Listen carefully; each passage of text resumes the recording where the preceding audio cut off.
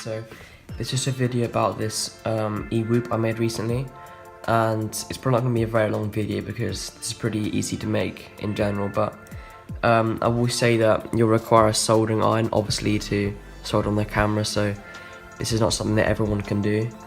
To start off with, I used the E010, which was a drone that I'd used before, because I bought the H36, which, as you can see, they are staggeringly similar. And with the H36, I had a few problems with it, so I stopped using it and I couldn't fix it. So I decided that I'd use the same drone for FPV, and I guess it's worked pretty well, mainly because you can take off this panel at the top to reveal the components inside, so it makes it quite easy to effectively modify, and it's also good because it means that the old parts that I had for my old H36 I can just use on this, so like spare blades or spare motors. So moving on to the camera, I soldered a Tx01 camera onto the main two battery components. Moving on to FPV, I used the Tx01 camera from E010, which also comes with a lens cap, which is pretty useful. And obviously you just solder it onto the back here, so that it basically sucks out the power supply. Speaking of power supply, I'm using these batteries right here. If it's going to focus, you can see that. So they're about 150 to 175 milliamps. I've got a few of these now because I've bought some more. And to charge it up, I'm obviously just using the correct adapter to USB. You can find these online as well. And then to complete the setup, I used these goggles. These, the E010 VR 007 Pro. So here, as you probably noticed, most of this is from E010. In fact, the only thing that isn't from E010 is just the 3D printed camera mount, which, as you can see, is in white. This is the box the goggles came in. So it basically uses this battery right here, which you strap onto the sides on the top, and you plug it in. So there's no on off, you just, as soon as you plug it in, it will turn on. And then these three buttons here you use to control the channel, the exact frequency, and then this button is like for controlling brightness and contrast. So it's got, you know, a fair amount of features. The antenna you can take off, so in the future you could think about replacing it or improving it with something better. It's also got foam around, so it's pretty good for its cost, and it's not like a pain to use anyway. And obviously it's got the strap there, which is elastic, so these work pretty well. And upon turning on, there's no need to bind it, so as soon as your drone's turned on and on that channel, it will just come up straight away. The image is kind of black and white with spots of colour, so it's, yeah, pretty simple.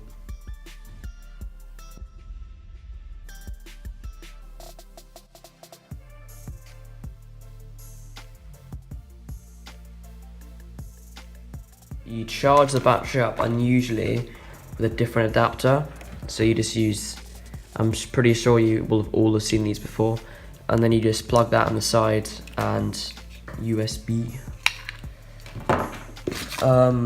It also comes with wipes, which is pretty neat. I've seen these wipes before with like things for the Mavic, they're quite common now. And then of course the manual.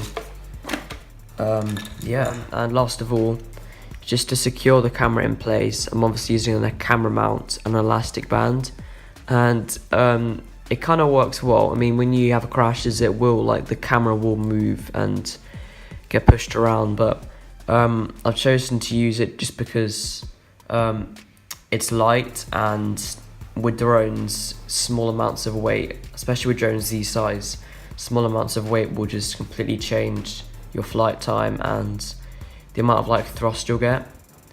I've also noticed in terms of thrust, there's a modification you can make with the blades, where you can snip 2 off on all of the blades and it will give you a longer flight time, but in doing so it will compromise how much kick or thrust you get when you're like accelerating.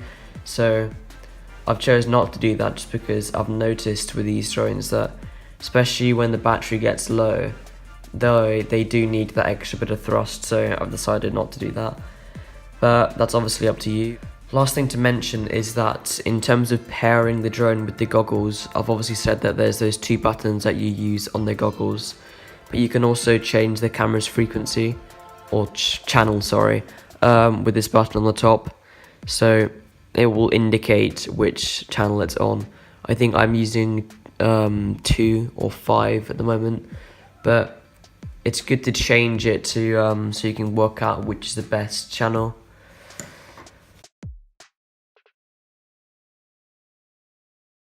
My overall thoughts on the setup are that it's obviously a good one. I mean, the connection with the goggles and the camera is pretty solid, and you don't get a lot of kind of interruptions or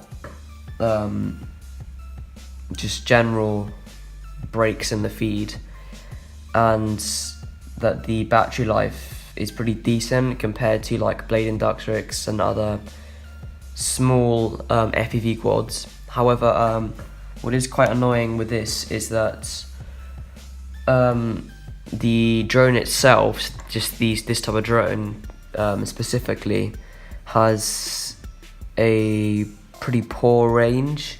I mean, it's certainly decent. I mean, in my house I can fly a few rooms, but then the actual radio signal will start to get worse and worse, and you get things like lag from whatever controls you're using. So you'll go forward or you go up or whatever, and it will just continue that command, so end up just hitting a wall or something. Just kind of annoying. But apart from that, it's really good. It's worked really well, and these batteries are pretty easy to get hold of, so you can just get a load of batteries and keep flying. And I presume that if you were flying outside, this would probably be like the perfect whoop, E-whoop. So yeah, thanks for watching. If you've got any questions on how to do this, or how I did it, or just general questions, then leave them down and I'll try and answer them. Thanks for watching.